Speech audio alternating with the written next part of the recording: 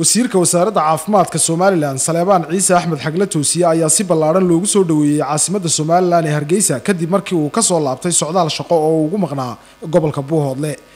wasiirka waxa deegaanka oo barxadle ee bariga magaalada Hargeysa ku soo dhaweeyay wasiirro tiro badan oo ay ka mid yihiin wasiirada warfaafinta, biyaha, wasiir ku-xigeenka ciyaaraha, agaasimayaal guud, barasaabo, xildhibaano ka tirsan golayaasha wakiilada, guurtida, deegaanada, shaqaalaha wasaaradda caafimaadka, xisbul xaakimka kulmiye, xisbiyada mucaaridka ah iyo sidoo kale salaadiin, garaado, boqorro iyo shacbi weyne tiro badan oo reer Hargeysa ah. wasiirka caafimaadka madaxda soo dhaweynaysa ee kale waxaa ka mid ahaa iyaguna mas'uuliyiin dawladda xilal hore uga soo qabtay saxafiyiin caan ka ah geyiga Somaliland iyo marti sharaf kale oo tiro badan. soo dhaweynta wasiirka caafimaadka ee Somaliland Dr. Saleebaan Ciise Axmed Xagle Toosiye oo 24 saacadood ee u dambeeyay diyaar garowgeeda laga dareemayay caasimadda Somaliland ayaa noqotay mid ballaaran iyadoo gaadiid tiro badan lagu soo galbiyay wasiirka wasaaradda caafimaadka ee Somaliland. mas'uuliyiin kala duwan ayaa hadal ka jeediyay soo dhaweynta wasiirka caafimaadka waxaana ugu horeyn halkaasi ka hadlay agaasimaha guud ee wasaaradda caafimaadka ee Somaliland Dr. Yuusuf Axmed Cali. sidoo kale wasiirkii hore ee wasaaradda warfaafinta iyo kalluumaysiga Cabdilaahi Jaamac Ismaan Geeljire ayaa isaguna halkaasi hadal ka jeediyay. wuxuu isu taagay Saleebaan maanta intii hore isagoo dalkii iyo dadkiiba ka shaqaynayay fikirkii uu isu taagay wuxuu muujiyay fikirkeena mideeya walaalnimadeena mideeya inuu isu taagayo markay u baahato uu noqdo loo baahdo inuu isu taagayo geesinimo muujiyo ayuu isu taagay. sidaasaan ugu soo dhaweynaynaa, sidaasaan ugu faraxsanahay. salaadiin, garaado, cuqaal iyo marti sharaf kale ayaa iyaguna halkaasi hadal ka jeediyay. waxaan halkan ku soo dhaweynaynaa wasiirka caafimaadka wasiir Saleebaan Ciise Axmed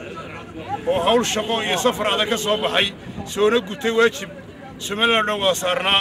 waxaan wasiirka ku hambalyeynaa sida geesimada leh ee uu socodsiiyay fikirka Somaliland anigoo ku hadlay afka dhaqanka maanta halka Suudaanada ka jooga. waxaan wasiirku ku soo dhaweynaynaa ku soo dhawaato caasimadda Somaliland Hargeysa oo ah xaruntaadii wasaaradeed. waxaan aad iyo aad uga soo horjeednaa cid kastoo ka soo horjeeda fikirka Somaliland. waxaan anigu waliba ka sii yaabanahay qolada wasiirka daba qeylinaysa Somaliland la joogtana waxaanu leenahay hawshiisii uu soo gutay saasoo kale laydinka rabaa hadalka iyo gujada iyo waxaad xagga dambe kaga leedihiin ka daaya sidiisa uu soo guta nin walba deegaanka ka soo jeeday waxa loo baahay isla geesimada wasiirku ku dhiiraday inaad ugu dhiirato. wasiirka wasaaradda warfaafinta dhaqanka iyo wacyigelinta ee Somaliland mudane Cabdilaahi Maxamed Daahir Cukuse iyo sidoo kale wasiirka wasaaradda biyaha mudane Baashe ayaa iyaguna ka mid ahaa mas'uuliyiinta soo dhaweynaya wasiirka caafimaadka. hadaladii ay halka ka jeediyeen waxaa ka mid ahaa wasiirkeena caafimaadka wasiir Xagle Toosiye isagoo siyaasadda ku shaqaynaya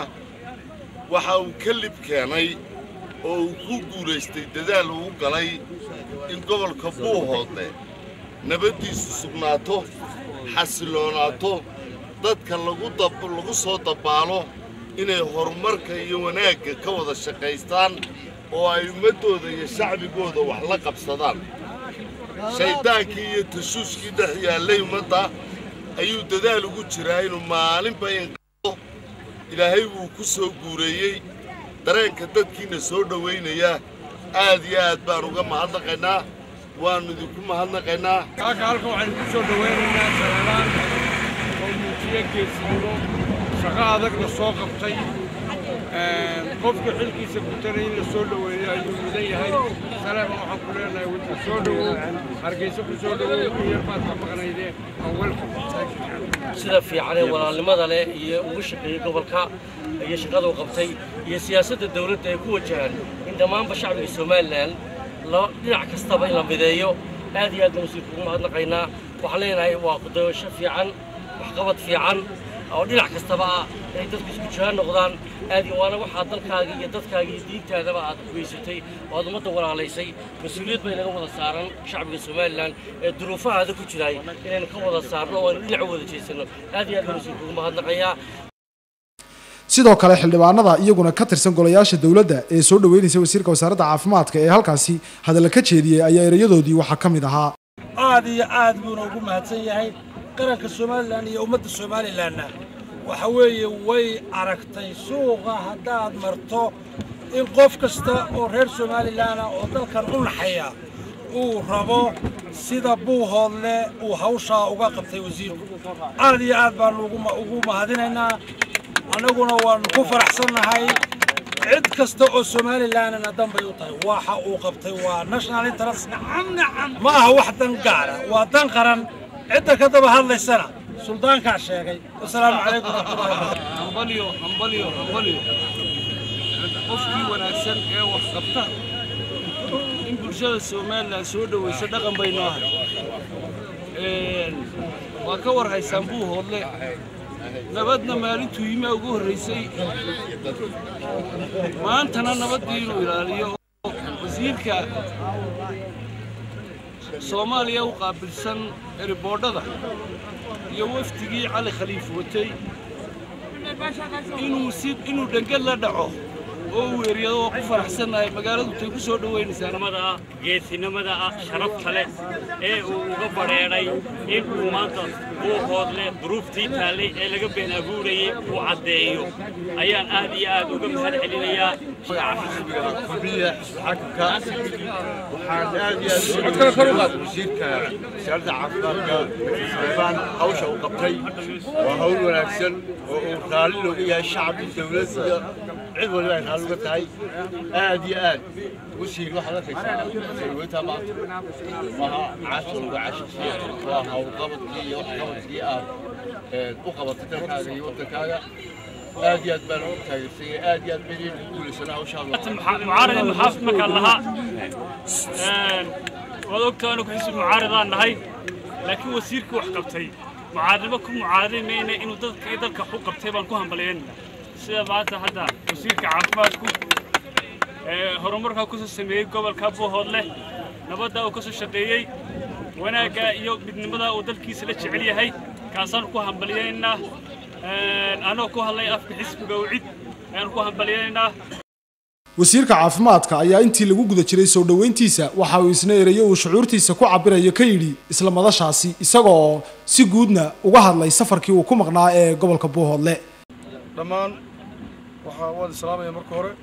barnaamijkana waxaan idinka mahad celinayaa sida wanaagsan ee sharaf eedii soo dhaweyseen safar baan ku maqnaa shaqo oo Ilaahay nagu soo guuleeyay Somaliland midnimadeedu waa muqaddas Somaliland reer Somaliland baa fikir khaldan oo lagu kala qaybinayana ma ogolin nabadgelyadeeduna waa muhiim cid kastoo nabadgelyada Somaliland wax u dhimaysana Somaliland oo adkaysan mayso waxaan uga digayaa qoliyaha imika Buuhoodle ka tagay ee meesha la yiraahdo ballacad fadhiya ee qaska iyo nabadgelyo darrida wada inay ka waantoobaan waxay ku sugan yihiin Somaliland u dul qaadan mayso cid kastoo nabadgelyadeeda wax u dhimaysa Cali Khaliif waxaan leeyahay maanta nin weyn oo daabaad kii nabadda dhalin lahaa baad kii maanta xabad qaadan lahaa ma tihi kii maanta nidaamkan yar ee khaldan ee aad ku socoto mari lahaa ma tihi kaalay oo ka qayb qaadan nabadgelyada iyo horumarka soo dhaweynta wasiirka caafimaadka ee Somaliland ayaa ahayd mid si weyn looga dareemay caasimadda Somaliland markii ay soo guda galeen